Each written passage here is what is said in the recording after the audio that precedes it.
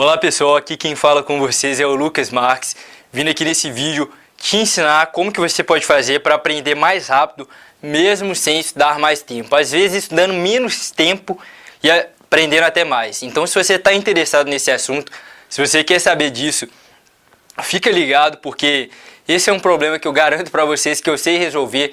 Muita gente já veio me falar que foi aprovado no Enem, que foi aprovado no curso que queria através do Enem, por ter conseguido otimizar os estudos, por ter conseguido aprender mais rápido, e eu tenho certeza que eu vou conseguir te ajudar com isso também.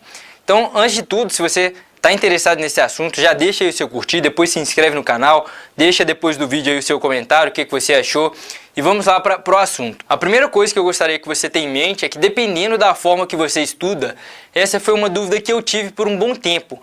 Pô, dependendo da forma que eu estudo, se eu estudo lendo alguma coisa, se eu estudo assistindo uma aula, tem diferença? Será que tem diferença?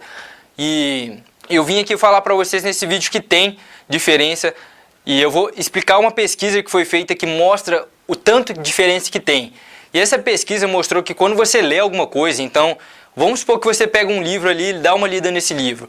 Em média, você vai memorizar, então estamos falando aqui de memorização. A prova do Enem é uma prova basicamente, em grande parte, uma prova de memorização. Você precisa de decorar o conteúdo para ir lá ver qual questão é e responder na hora da prova. Então, para a prova do Enem, memorização é o básico. Então, quando você lê alguma coisa, você memoriza em média, depois de algum certo tempo, 10% desse conteúdo. Quando você escuta alguém falando alguma coisa, você memoriza em média 20%. Então já é o dobro do que lendo. Quando você vê alguma coisa, então você viu uma imagem, você viu, por exemplo, uma aula ali que tem aquele PowerPoint passando, só o PowerPoint você memorizaria em média 30% daquilo que está sendo passado. 50% quando você junta um PowerPoint com alguém falando. Então quando você escuta alguém falando e vê alguma coisa daquele assunto ao mesmo tempo, 50% de memorização. Quando você discute alguma coisa com alguém, logo depois de discutir, logo depois de escutar, então você teve uma aula e foi lá conversar sobre o assunto da aula, por exemplo, uma aula de história, achou interessante, foi lá e conversar com o assunto daquela aula. Isso é até uma coisa interessante, que muitos dos assuntos que eu estudava de humanas, história, geografia, eu ia lá e conversava depois da aula com meu pai, que eu voltava com ele de carro, e são conteúdos que eu não esqueço muitas vezes até hoje, já se passaram anos, e exatamente por isso, porque a taxa de memorização nesse caso, que você escuta alguma coisa e vai lá conversar com alguém, ela é uma taxa muito alta, de 70% a 80%. E a maior possível, no caso até onde eu sei, é 90% quando você escuta e realiza. Então você teve uma aula, foi lá, fez exercício da aula, é a melhor forma de gravar esse conteúdo. Principalmente no caso de exatas, matemática, física, química e mesmo em outras matérias, você fazer exercício, por exemplo, respondendo questões de humanas, é uma excelente forma também de memorização. E o que eu gostaria de acrescentar aqui para vocês é que não é que você não deveria ler nenhum conteúdo, é que ler não é a melhor forma de memorizar. Você reler várias vezes um resumo, pode até ser, mas vamos supor um livro grande de 500 páginas, uma leitura ali é boa para que você possa refletir sobre aquele assunto, para que você possa pensar sobre esse assunto. A leitura talvez seja a melhor forma de pensar. Mas para memorizar, que é o que é cobrado na prova do Enem, fazer exercício é muito bom. Fazer exercício realmente é a melhor forma. E você pode fazer inclusive as provas anteriores do Enem. Pegar as provas anteriores, fazer, vai ser uma excelente forma de praticar. Eu já conversei com muita gente que ficou aí nas primeiras colocações de vestibulares concorridos de universidades federais e não teve uma exceção no caso de fazer muitos exercícios. Muitos deles disseram que faziam exercícios aí online, chegaram a fazer mais de 5.000 exercícios durante o ano e sempre com provas bem parecidas com o que caía no Enem e faziam as provas passadas também, às vezes um simulado por semana no cursinho onde eles estavam. E eu gostaria de deixar para você também essa recomendação.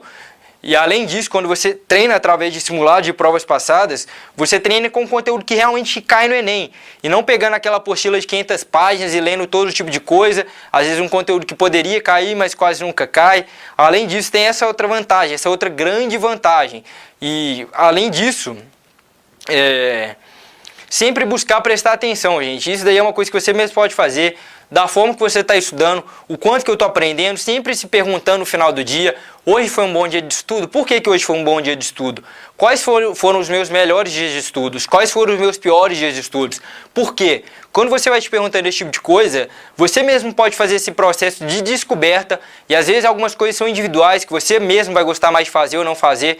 quando você se pergunta essas coisas, você acaba descobrindo e utilizando essas leis, isso que eu estou passando aqui, de fazer simulados, de ouvir e realizar, é a melhor forma, e você otimiza isso de acordo com a sua rotina, de acordo com o que é melhor para você individualmente.